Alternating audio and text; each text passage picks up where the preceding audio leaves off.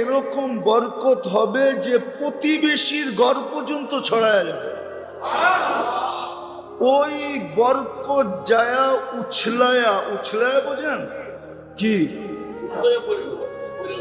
উতরায়া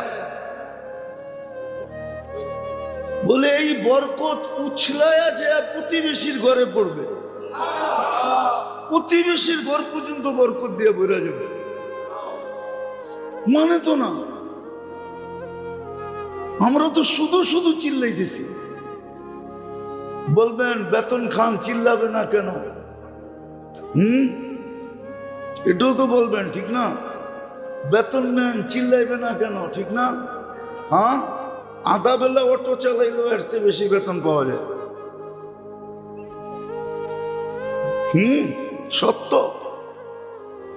ঢাকা শহর তো অটোর অবস্থা দেখলে আমার তো মনে হয় সরকারের দরকার ঘোষণা দেওয়া, গিনিস বুকে নাম লেখানো, যে অটোর শহর দুনিয়াতে একটা আছে, সব গাড়ি অফ করে দিয়ে অটোই চালাইতে দেওয়া দরকার। কমসে কম একটা শহর তো নমুনা হোক দুনিয়ায় যে অটোই চলে, আর কিচ্ছু চলে না।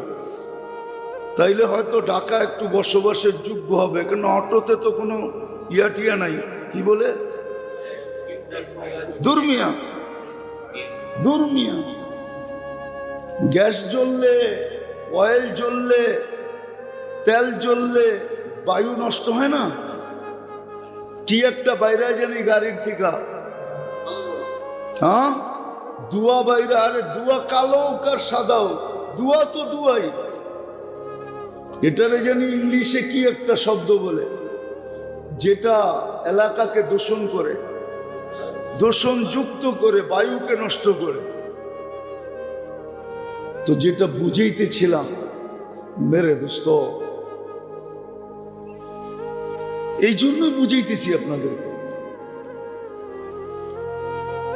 ওই কথার থেকে বাহির হয়ে গেছি যে বুঝাইবেন না কেন, বেতন তো নেন, ঠিক না? হ্যাঁ, আধা বেলা অটোটা চালাইলে কামায় নেওয়া যায়। অটো চালানো কোনো ব্যাপার না, ইজ্জত যায় না অটো চালাইলে।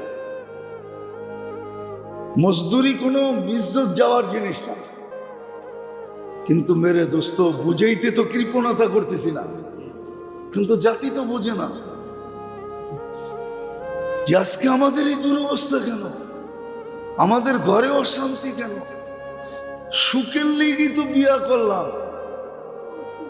কিন্তু বিয়া করে তো দেখলাম আরো অসুখ বেশি।